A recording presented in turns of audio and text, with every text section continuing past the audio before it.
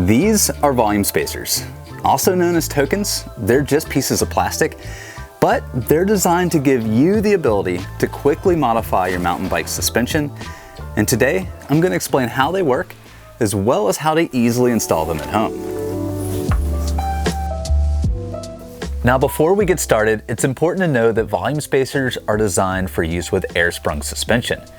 So if the fork or shock on your bike uses a coil instead, tokens simply won't be compatible. All right, so to make sense of how volume spacers modify your suspension's behavior, we first need to understand the basics of how an air spring works. We'll use this fork as an example.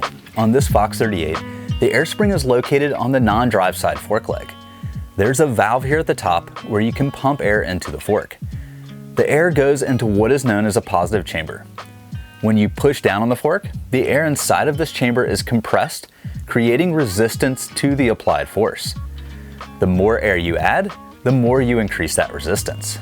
In an air spring like this resistance is actually progressive throughout the fork's travel. That means that as you compress the air in the chamber, the force needed to move the fork continuously ramps up as the air is forced into a smaller and smaller space. For example, let's say you have a large ball filled with 100 pounds of pressure. The ball will have a lot of give and it won't start to resist the force of you compressing on it until you've really squished it.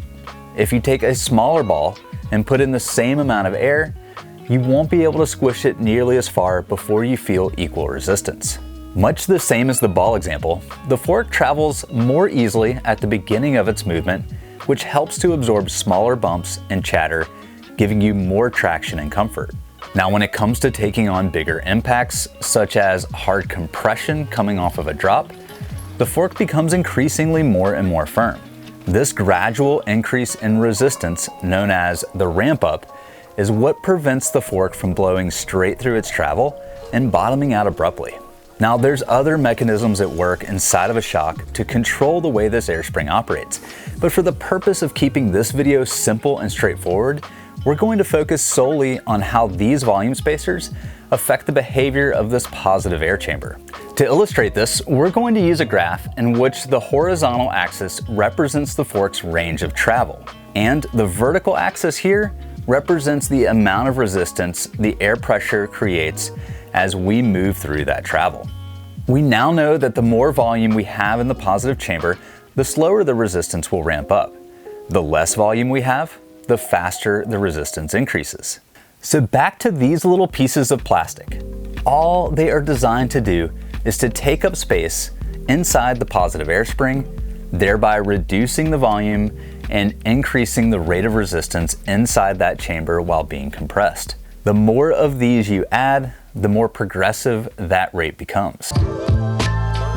Now, there's different schools of thought on why and when you may want to use these tokens. Personally, I keep them set aside for use only after I've found the proper spring rate and best compression and rebound settings. To learn more about finding the best spring rate, I recommend checking out my video that I'll link in the upper right-hand corner. This video covers my best suggested practices to help find that perfect sweet spot that works for you. Now, once you've dialed in the starting spring rate, you'll want to adjust your available rebound and compression controls to best suit your riding and your terrain. I'll put a link to my video on adjusting those controls in the upper right-hand corner as well. Now, once I've gone through those steps, if I find myself reaching full bottom out more often than desired, I'll start working through the addition of tokens one by one to find the ramp up I need when taking on harder compressions. All right, so now that we understand what volume reducers do, let's get to the easy part. For the purpose of this video, we're going to cover how to install these in your fork. Now, since shocks have more variations in the required process depending on the brand and model, I encourage you to refer to the owner's manual or a video specific to yours. So to install these tokens, we'll only need a few basic items, which includes the compatible reducers for your fork, a shock pump, and the right size socket to remove and reinstall the top cap for the air chamber.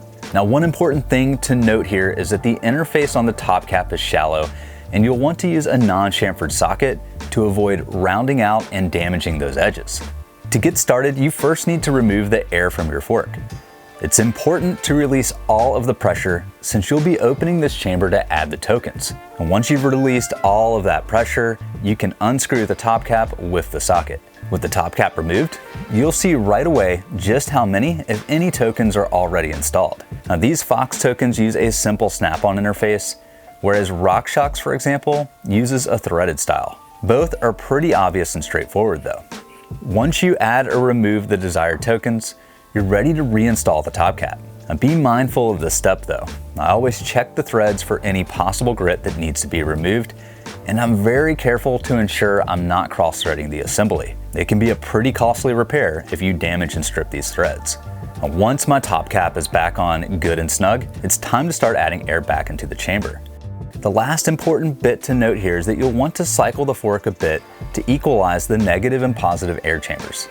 As a precaution, I do this once when I'm at about 1/3 of the final air pressure, and again at 2/3. Just a gentle push in the cycle is all that's needed here, and you can actually hear and feel it happening if you pay close attention.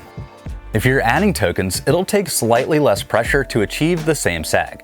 So go back to your ballpark setting and measure for sag again to make the minor adjustments if needed. If you're removing tokens, the opposite is true, and you'll probably need to add a little bit more pressure. Now, changing the pressure will also affect your compression and rebound, so it's a good idea to run through the better, same, or worse method again if you really want to dial things in. Hopefully this has taken some of the mystery out of your setup. And if you want to see more videos like this, hit that like button, subscribe to the channel, and share this with a friend you think could benefit from it as well. I'll be bringing you more tips and tricks like this one, so be sure to stay tuned. You should also come join me over on Patreon, where for just a couple of bucks a month, you can get access to exclusive patron-only videos, updates, and behind-the-scenes content. And you can also help out by supporting those who support the channel. If you're in the market for a new bike or anything else bike-related, consider giving my buddy Sean over at M+1 a call. He carries a wide selection of parts and offers the largest inventory of Ibis bikes, as well as Rocky Mountain, Cannondale, and Intense. He always takes great care of friends of the channel, so be sure to tell him I sent you. I'm also supported by Hand Up Gloves, and you can receive 15% off your next order by using this code here. I'll put a link to both in the description below. Well, that's all for today. As always, until next time, I hope to see you out on the trail.